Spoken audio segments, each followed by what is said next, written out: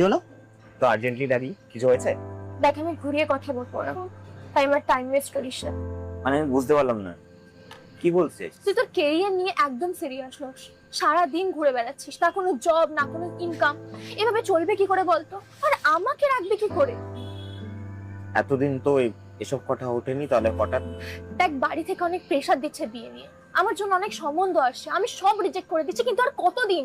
আচ্ছা তুই বল, আমি তোর কথা আমার বাড়িতে কি করে বলবো? যে ছেলের কোনো ফিউচার নেই, যে ছেলে কোনো কাজই করে না। দেখ আমারও তো বয়স হচ্ছে বল, আমাকেও তো সেটেল হতে হবে।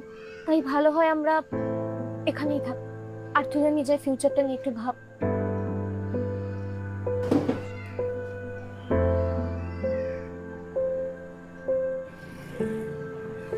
এই জন্যই বলে ছেলেদের ঠিক সময় সেটেল হওয়া উচিত।